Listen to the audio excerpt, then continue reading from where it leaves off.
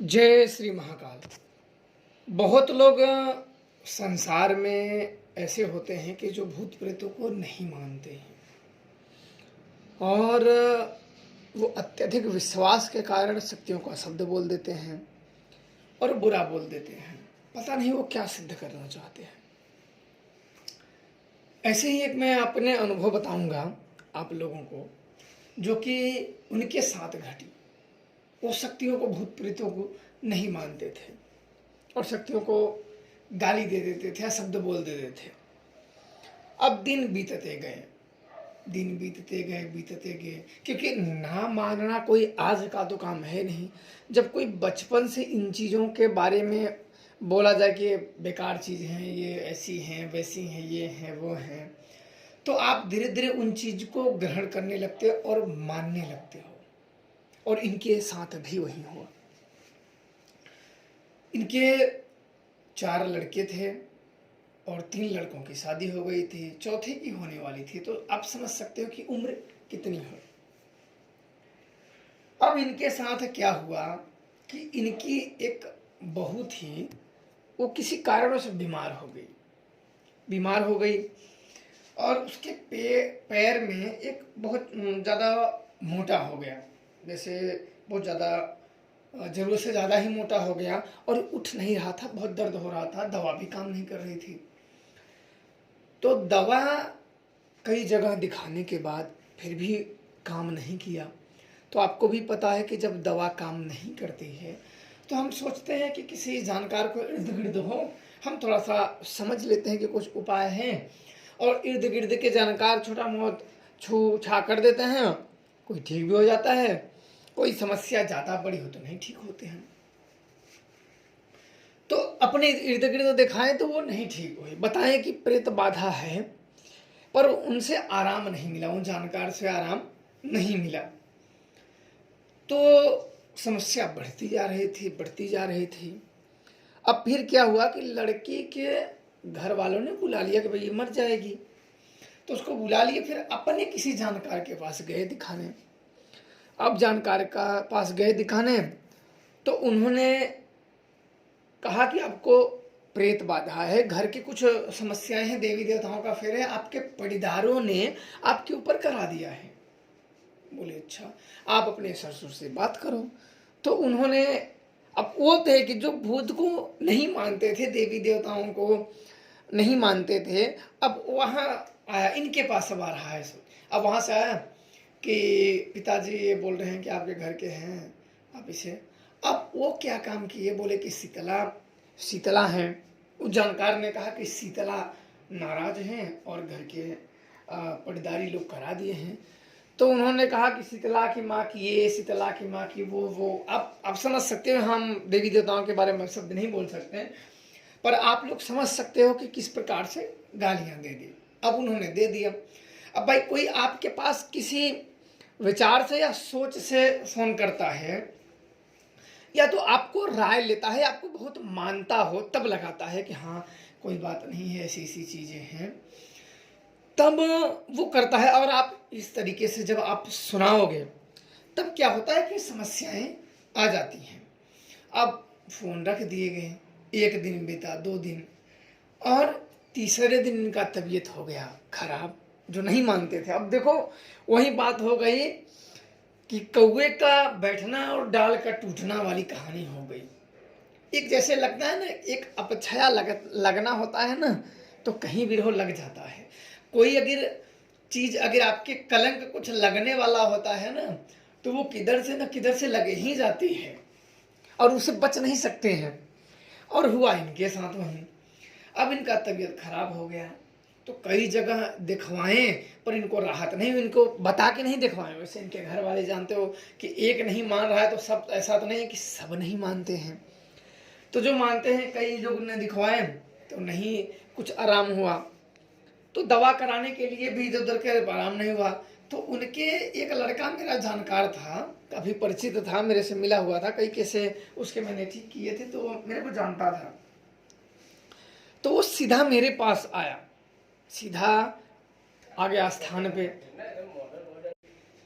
और यहाँ मैं एक चीज़ और आप लोगों को बता दूं कि जब उस जानकार ने, जिसने बहू को देखा था, उस जानकार ने जब कहा कि पिताजी को, तो उस जानकार को भी यह शब्द बोले, तो उस जानकार ने, अगले जानकार ने कहा कि देवताओं को नहीं मानते हैं, मैं सिखा दूंगा। सिखा दूंगा मतलब कि तुम्हें दंडित करूंगा, तुम इन चीज़ को जान जाओगे कि ये चीज़ क्या होती है, जब दंड पाओगे तो क्या चीज़ होती है। उसने मतलब एक तरीके से आप कैसे, जैसे कोई वार्निंग देता है ना, उस प्रकार से, उस लहजे से कहा। तो उनके लड़के मेरे पास आ गए मेरे स्थान पे और बिल्कुल रोने लगे। तो मैंने बोला क्या हुआ?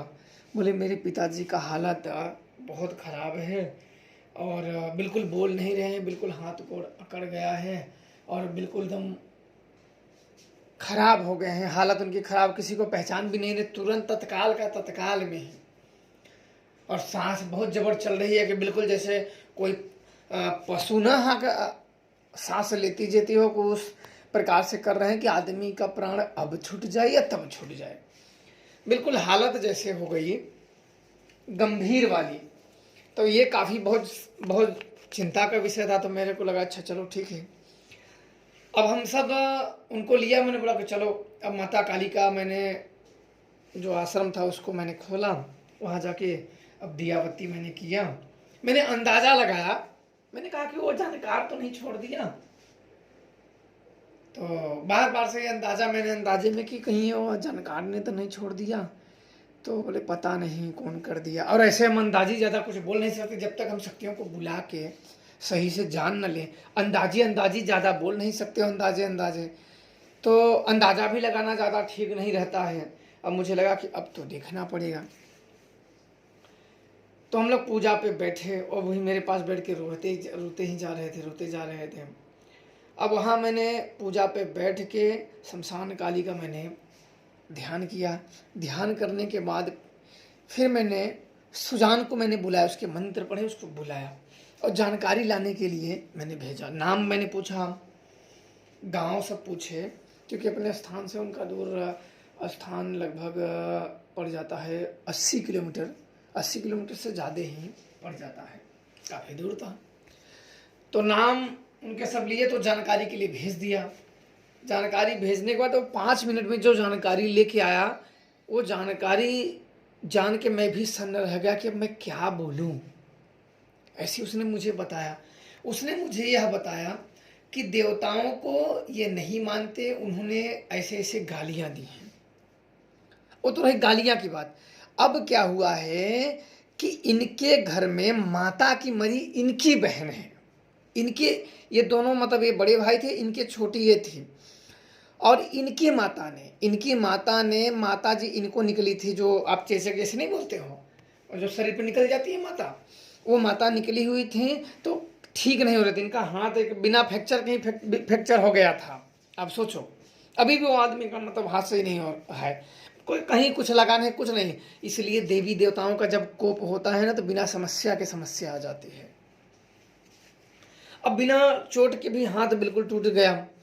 तो इनकी माता ने, वो अब गुजर गई, तो इनकी माता ने कहा कि आप मेरे लड़के को छोड़ दीजिए, इसके बदले में मेरी लड़की को ले लीजिए। अब इसके बाद उनकी छोटी बहन जो थी वो मर गई। अब मरने के बाद वो माता की मरी बोलने लगी। और आज भी, आज के डेट में मुझे उनके घर बुलाए गए हैं, पर मैं गया नहीं। हो सकता है कि नवरात्रि के बाद जाना। उनके घर में आज भी, उस घर में जो पहले वाला घर है, उस घर में छत के ऊपर दम दम दम दम कोई ऐसे पैर पटकता हो। आज के डेट में प्रतिदिन कई लोग मतलब चुपके से जाते हैं कि कोई चढ़ गया हो, कोई कूद रहा हो, कोई फेंक रहा हो। तो सब लोग अपनी अपनी जो तरकीब, आप लोग जानते हो कि अपना दिमाग तो अवश्य लगाते हैं कि भाई कोई कूद रहा हो, कुछ है, तो वो चुपके से कई बार देखें, पीटते हैं और उस घर में बहुत बुरे सपने आते हैं। अब मैंने फिर जानकारी पूछा कि ये माता की, मेरे को बड़ा फिर मेरा माथा ठनका कि अरे ये क्या बात हुई, माता की मरी ये कहाँ से आ गई। तो मैंने सारी जानकारियां जब एकत्रित की, सुजान से जब मैंने पूछा, तो उसने बताया कि इनकी माता थी। इसने अब अपनी छोटी लड़की को बोली कि मेरे लड़के को छोड़ दो, मेरी छोटी लड़की को लेके जाओ। अब इन सब चीज़ों में अब मैं क्या कहूँ। और दूसरी चीज़, जो सबसे भयानक चीज़ बताई, उसने कहा कि इनका हार्ट फेल हो गया है। अभी तक देखो डॉक्टर नहीं मिले, अभी डॉक्टरों से चेक वक नहीं हुआ। तो मेरे मन में क्या रही यार, अब मैं क्या बताऊं। तो मैं उस बातों को, उसने सीधा सुजान बता दिया था कि हार्ट फेल हो गया है। अब मैंने उनको डायरेक्टली हार्ट फेल मैंने नहीं बताया। मैंने कहा कि उनमें हार्ट में देखो ये है तो आपकी पड़ीदारी, और पड़ीदार उनके जिन जो बीमार हुए थे, ये लोग 6 भाई थे। 6 भाई थे और 5 भाई किसी न किसी जानकार को पकड़ रखे थे। ये तो मानते नहीं थे तो किसी को पूछते नहीं थे।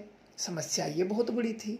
ये किसी को तांत्रिक ओझा शक्ति को मानते नहीं थे तो ये तांत्रिक को क्यों पकड़ेंगे। बाकी लोगों ने अपनी जान बचाने के लिए किसी न किसी के शरण में बैठे हुए थे ताकि उनकी प्राणों की रक्षा हो। अब इस विडंबना में मैं फंस गया। अब एक तो मेरे जानकार थे और मुझे अब वो देवताओं को बोले, पर क्या है कि जब कोई देखो, एक होता है ना कि तांत्रिक और डॉक्टर पर्सनली दुश्मनी को भूल के, जैसे कोई व्यक्ति चलो कुछ भी कर ले, पर पर्सनली बैर भाव भूल के उसकी सच्चे हृदय से मदद करनी चाहिए। जब तांत्रिक और डॉक्टर अपने अंदर खुंडस रखेंगे तो ये फिर अंधेर है। किसी भी स्थिति में तांत्रिकों को और डॉक्टरों को किसी भी रोगियों के साथ, किसी भी दुखी लोगों के साथ, उनके साथ खुंडस नहीं रखनी चाहिए। मैंने कहा कि अच्छा ये चीज़ ऐसे हो गया। तो मैंने कुछ बात को बनाते हुए, मैंने जैसे उसने मुझे बताया डायरेक्टली मैं ऐसे नहीं किया कि भाई किसी के घर की सदस्य हो, कोई बीमार है, माता पिता, तो ऐसे हम नहीं कह सकते कि उसका मतलब मन टूट जाएगा, उसके झटका लग जाएगा। मैंने कहा कि उसके उनके हार्ट पे, मैंने कहा कि देखो आपके पिताजी पे हार्ट की दिक्कत मार देगा। मैंने कुछ ऐसे मतलब जो मुझे शब्द मिला, मैंने कहा कि उनके हार्ट मार देंगे ये भूत प्रेत, आप जल्दी से दवा के लिए जाओ। फिर भी हार्ट के जो डॉक्टर थे ले जाते 3 दिन के बाद वो लोगों की क्या सिस्टम था, क्यों इधर उधर ही दवा कराते रहे बताने के बाद भी। तो इधर 3 दिन, चौथे दिन वाराणसी में हेरिटेज एक बहुत बड़ी हॉस्पिटल है जो कि प्राइवेट है, बीएचयू जो है वो सरकारी है, और एक उसके थोड़े से दूर पे हेरिटेज है जो बहुत बढ़िया करती है। फिर 3 दिन के बाद वहाँ लेके गए, वहाँ तुरंत इमरजेंसी वार्ड में लेके गए, चेक किए तो हार्ट फेल। और तब तक 3 दिन में आप सोचो कि क्या हुआ, आज हार्ट फेल हुआ, अगले दिन उनका पैरालाइज हो गया, बोली वोली बंद, बिल्कुल जीभ टेढ़ी, किसी को पहचानना तो पहले से बंद था। और तीसरे दिन दिमाग काम करना बंद कर दिया।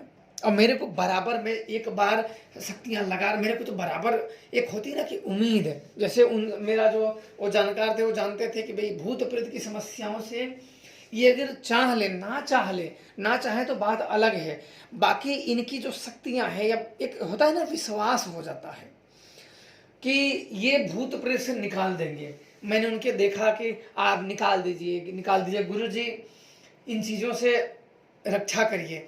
तो मेरे मन में आया कि नहीं, ये अब अंतिम समय है, इसमें मदद मुझे करनी चाहिए, क्योंकि हर चीज़ों को भूल के इन्होंने मुझे भी थोड़ा सा अच्छा नहीं लगा था कि देवी देवताओं को मान लो आप मानो ना मानो, पर हमें गाली नहीं देनी चाहिए। मुझे भी थोड़ा सा बुरा लगा कि भाई एक बार तो मुझे तांत्रिक पे गुस्सा आ गया जिसने कहा कि मैं तुम्हें सिखा दूंगा, कि मैंने कहा कि तुझे इतनी बहुत बड़ी चुल है तब तू ही देख ले कि अब क्या होता है। तो मैंने चलाने के लिए फिर सोचा था, फिर मैं ये शक्तियाँ जब बताई, मुझे जो वो तांत्रिक दूसरा था उस पर भी बड़ा क्रोध आया था कि तेरी इतनी हिम्मत, अपनी शक्तियों के मद में तेरी इतनी हिम्मत, अब तू सोच तू दंड पाएगा और तेरी शक्तियाँ ही तेरे पास नहीं रहेंगी। मैं बेताल चलाने की फिराक में था कि मैं बेतालों को चला दूँ। मैंने अपने व्यवस्था कर लिए थे सिमल का वृक्ष का, मैंने बोला बेताल प्रयोग करता हूँ, समझ में आ जाएगा। फिर इन शक्तियों ने जब कहा कि नहीं उसकी गलती नहीं है और इन्होंने गाली गलौच दिया था देवताओं के बारे में, तब देखो मैंने कुछ नहीं बोला। मैंने बोला अरे ये तो बेचारे, और वो भी लगभग कम से कम 65 वर्ष के रहे होंगे बुजुर्ग।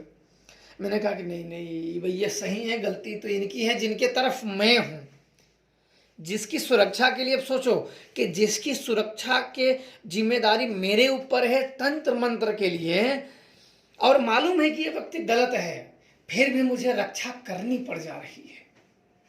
एक होता है ना कि हम कभी कभी ना अपने ही बातों में उलझ जाते हैं, कहीं कहीं ऐसे रिश्ते बन जाते हैं कि हमें ना चाहते हुए भी हमें पता है ये गलत है और इसने अपमान किया है, उसका दंड इसे पा रहा है, लेकिन फिर भी हमें ना चाहते हुए भी मदद करना पड़ता है। हमारे अंतर आत्मा वो चीज़ नहीं चाहती कि ऐसा हो, और हम आत्मा के वशीभूत आ जाते हैं, तब हमें वो करना पड़ जाता है ना चाहते हुए भी।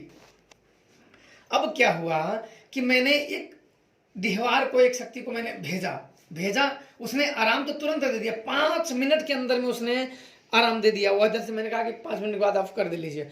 उन्होंने, अब भाई जिसके घर के बीमार मेरे साथ ही बैठे थे, फिर लगाए, बोले हाँ आराम हो गया है। और अगले दिन फिर खराब हो गया। तो वो नहीं रोक पा रहे थे। जब आपको मारने के लिए शक्तियां बिल्कुल आपको मौत के नजदीक लेके चली जाए, तो ये पूरा प्रयास करते हैं कि आपको मार दे।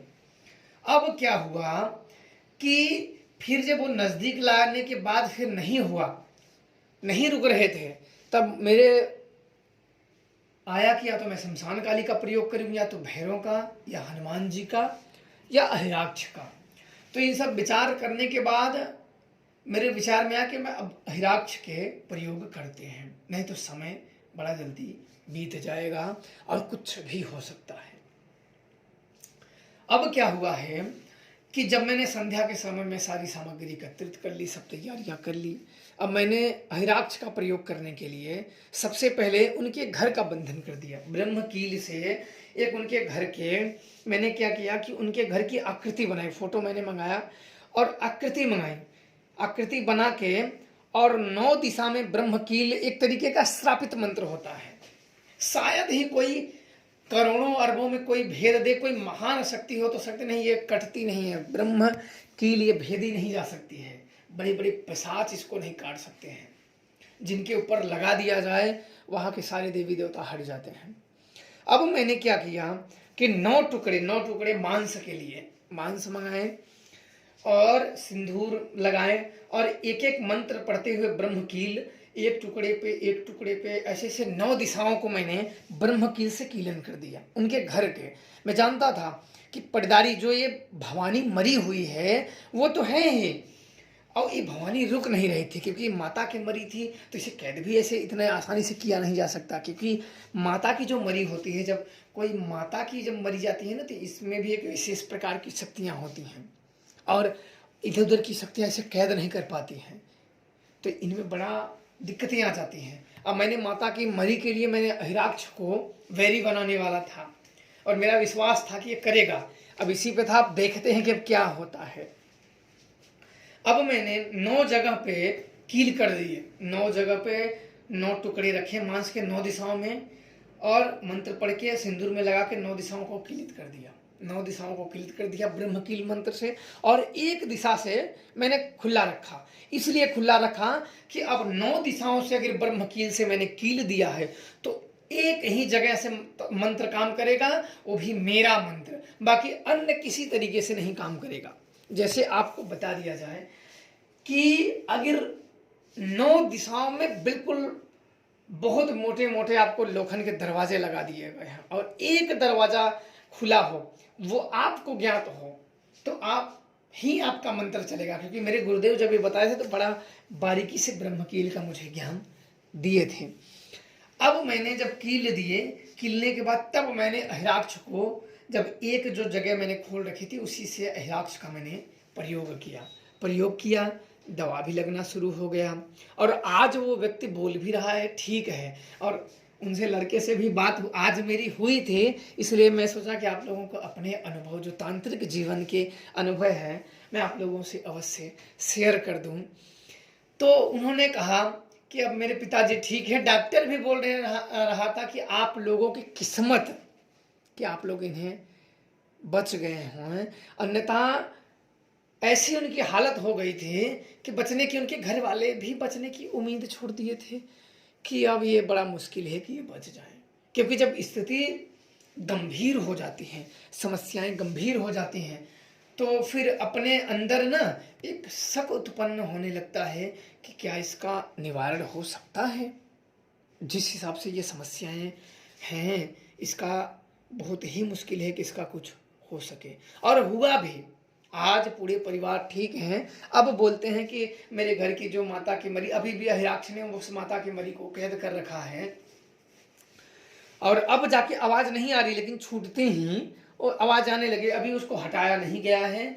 मेरे को बोले कि आप मेरे घर आइए, मैं घर में नहीं आ सकता हूँ। तो बहुत कहने के बाद मैंने बोला कि चलो अच्छा हो सकता है कि नवरात्रि के बाद अगर समय मिला तब मैं आऊँगा। उन्होंने कहा कि मेरे घर को बरका दीजिए, छुड़ा दीजिए, नहीं हम लोग बड़े परेशान हो जाएंगे। और इस बीच में उन लोगों ने एक हिंदू औरत के पास गए थे जो कि उसका दावा था कि हम जिन्नात को पूज लेंगे, हम जिन्नातों को पूजे हैं, हम पीरों को पूजे, हमारे पीर काम करते हैं। वहाँ गए थे तो उसने कहा कि मैं ठीक कर दूंगी, पर ठीक वहाँ भी नहीं हुआ। एक और थे, वो भी यादव थे, वो भी एक मजार की सेवा करते थे, वो भी बोले कि हम ठीक कर देंगे, वहाँ भी कुछ नहीं हुआ। तो कई लोगों के पास गए तो यही होता है ना कि जब तक उचित सही जगह पे ना पहुंचा जाए ना तो आराम खराब। फिर वो व्यक्ति क्या करता है कि वो तुम किसी और के पास जाओगे, वो किसी और के पास भेजेगा, फिर जिंदगी मतलब एक वो यहाँ वहाँ टकराते ही समस्याओं का उदय हो जाएगा। तो जिंदगी में कभी भी मेरा ये है कि देवताओं को कोई व्यक्ति माने ना माने, पर बोलना नहीं चाहिए। नहीं, उनकी जब लाठी गिरती है ना, तो जब बुरे वक्त शुरू होते हैं ना, तो बुद्धियां ज्ञान सबसे पहले भ्रष्ट हो जाता है, कोई साथ नहीं देता है।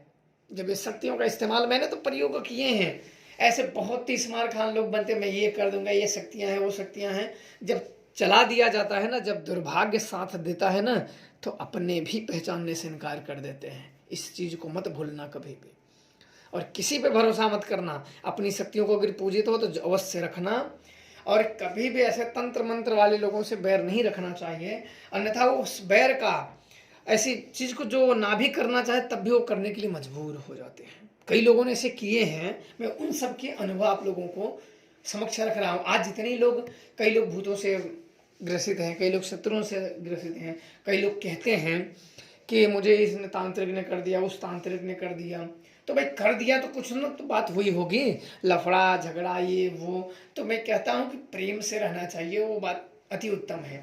और अगर कोई शत्रु बनता है तो इतना उसको कठोर जवाब दो तो उसकी ताकत शक्तियां तो छोड़ो, उसकी हिम्मत भी सदा सदा के लिए टूट जाए, वो अवश्य ध्यान रखना चाहिए। ये देवी मुझे तारा के जब मुझे दर्शन स्वप्न में हुए थे तब मुझे कई चीजें मालूम पड़ती है। अब जो कई चीजें हैं, जो जीवन के सूत्र हैं, हमें क्या रहना चाहिए, क्या बोलना चाहिए, हमें कैसे इन मार्गों में आगे बढ़ना चाहिए, तो ये बड़ी गुप्त रहस्य हैं और इन चीज़ों को अवश्य मन में रखना चाहिए और आगे बढ़ना चाहिए।